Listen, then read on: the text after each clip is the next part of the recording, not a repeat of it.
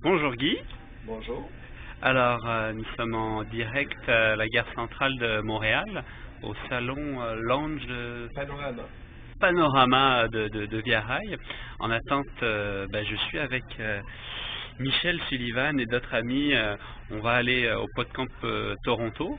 Et en attendant, je souhaitais vous rencontrer pour discuter un peu de la partie Wi-Fi qu'on trouve dans les trains, qui est assez étonnant parce que moi je dis un train ça bouge, comment il fait pour récupérer de l'Internet?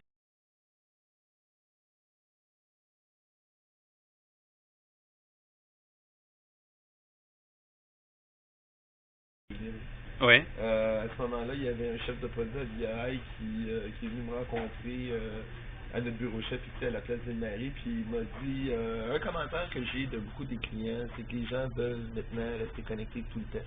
Ils voudraient avoir l'Internet sans fil. Oui, pardon, ils voudraient avoir l'Internet à bord de nos trains. Ouais. Alors, à ce moment-là, j'ai répondu, je pense pas qu'ils font un fil assez long là, pour permettre à un train de rester connecté de Montréal à Toronto, qui est quand même 100 km. Ouais. À peu près à ce même moment-là, peut-être une couple de mois plus tard, j'ai été approché par une compagnie de technologie qui était basée à Ottawa qui s'appelle PointShot Wireless. Et ces gens-là voulaient faire des expériences, ils voulaient mettre à l'essai un service Wi-Fi. Alors, je leur ai expliqué qu'on n'avait pas d'argent parce qu'on est une compagnie de la couronne qui travaille avec l'argent des contribuables et tout notre capital est vraiment concentré sur notre core business, transporter des gens d'un point A à un point B. Mais que s'ils voulaient s'associer avec quelqu'un d'autre, que j'ai été intéressé à faire des expériences. Alors, ils sont associés avec Bell Canada. Bell Canada investit 1 million de dollars dans cette compagnie-là. Ça faisait partie d'un fonds que Bell utilisait en recherche et développement pour faire avancer la technologie qui s'appelle l'Accelerator Fund. Et avec ce montant d'argent-là, on a fait un test d'à peu près 2 ans d'Internet sans fil entre Montréal et Toronto. C'était en quelle année, ça?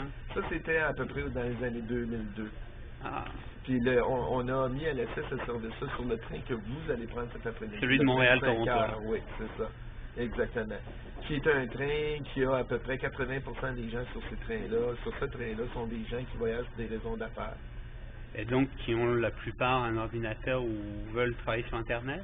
Ils ont un ordinateur ou ils ont quelque chose Wi-Fi, puis ces gens-là veulent rester connectés lors de leur voyage.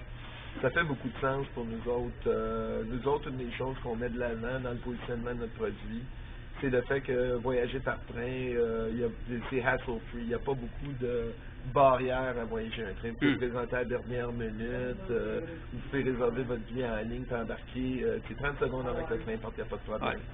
Si vous pouvez rester connecté pendant votre voyage, c'est un avantage de plus. Ça, c'est un argument fort, surtout pour les gens d'affaires. Pour les gens d'affaires, pour les étudiants, 25% de notre achalandage sont des étudiants qui vont souvent à des universités en dehors de leur ville de résidence, Ottawa, Toronto, Montréal, et ainsi de suite. Ces gens-là ont pour la plupart des ordinateurs qui sont Wi-Fi, puis ils veulent rester connectés, ils veulent être capables de parler à leurs amis, ils veulent être capables aussi de travailler sur le train. Bon, quelle est la magie? Comment ça fonctionne? La façon que ça fonctionne, sans rentrer trop dans la technique, mais... la façon que ça fonctionne, c'est que finalement, notre train est un gros réseau sans fil. Chaque voiture coach est connectée ou interconnectée par un réseau sans fil. Vous allez voir cet après-midi, vous pouvez peut-être même prendre des photos, vous allez voir des petites antennes qui interconnectent les différentes voitures. Ces voitures-là, à travers ce réseau sans fil-là, parlent au serveur qui est sur la voiture, qui est dans la voiture via 1. L'information va partir de votre ordinateur, va passer par le type antenne 8211BG qui est localisé en haut ou juste à côté des toilettes à l'arrière du wagon.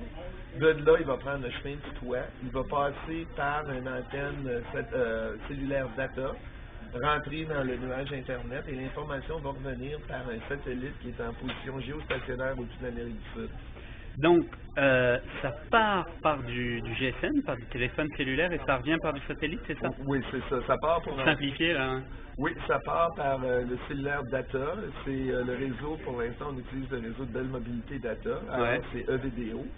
Et ESRTT dans les régions rurales. C'est un des plus gros défis qu'on a dans le moment, là. Alors, à Montréal, par exemple, quand vous allez quitter la gare ici, vous allez être connecté sur EVDO Révision A, qui donne des vitesses de bande passante de 300 kbps. Quand vous allez sortir de l'île de Montréal, aux alentours de Vaudreuil, Saint-Lazare, là, vous allez tomber dans une zone où la vitesse de bande passante pour monter, seulement pour monter, va être 40 kps. D'accord. Et en descendant, on a lu combien? 3,5 mégabits seconde. Et ça, on se partage ça sur tout le train? Ça, on se partage ça sur tout le train, oui. Le réseau est capable de fournir 20 connexions par voiture sans avoir de dégradation au niveau du service. D'accord. Alors, au sujet de dégradation de service, j'ai remarqué la dernière fois, à l'aller, j'ai eu une moins bonne connexion qu'au retour. Alors, je sais pas si par exemple, il faisait pas très beau, est-ce que ça joue?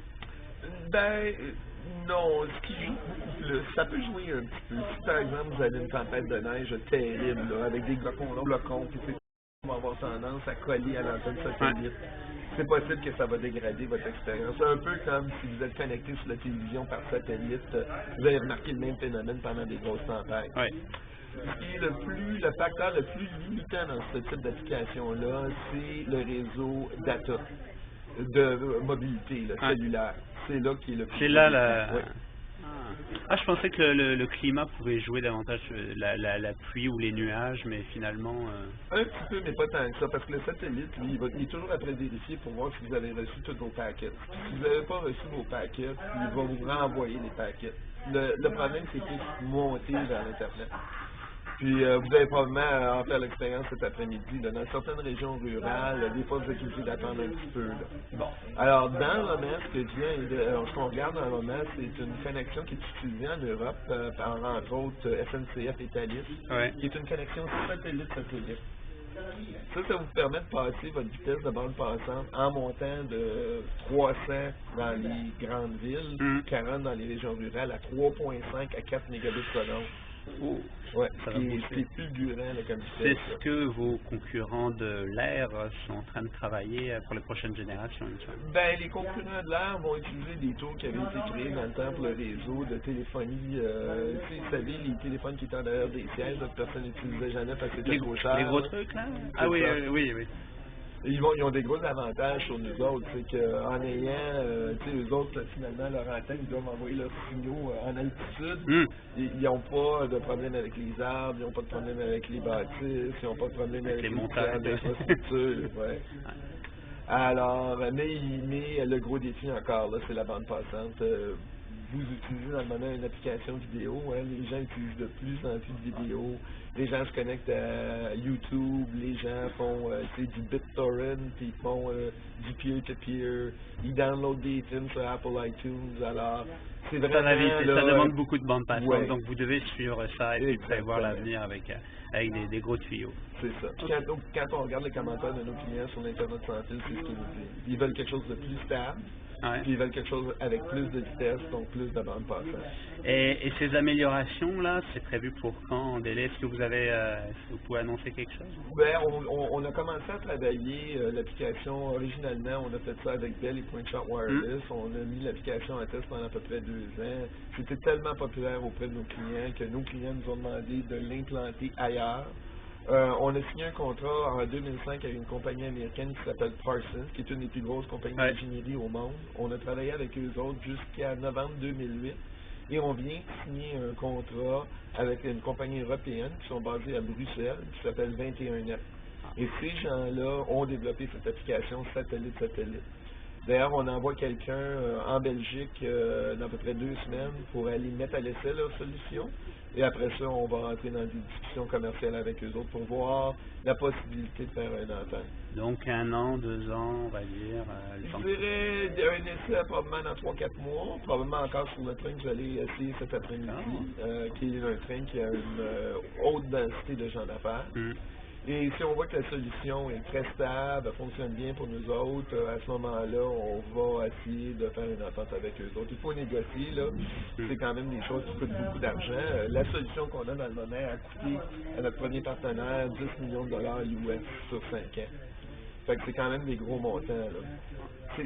C'est une chose faire un hotspot, une connexion Internet dans un endroit comme ici dans le moment. Vous prenez un T1 ou une ligne DSL, vous connectez ça sur un router, vous diffusez votre signal. Mais sur un train, vous utilisez des satellites en position géostationnaire. c'est plus Ouais, tranquille. je connais bien le sujet parce que je fais partie de l'association Île Sans Fil à Montréal. Je ne sais pas si vous connaissez.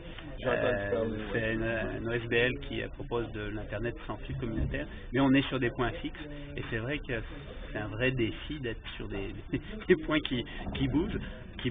Donc c'est pour ça que je trouve ça intéressant de vous rencontrer.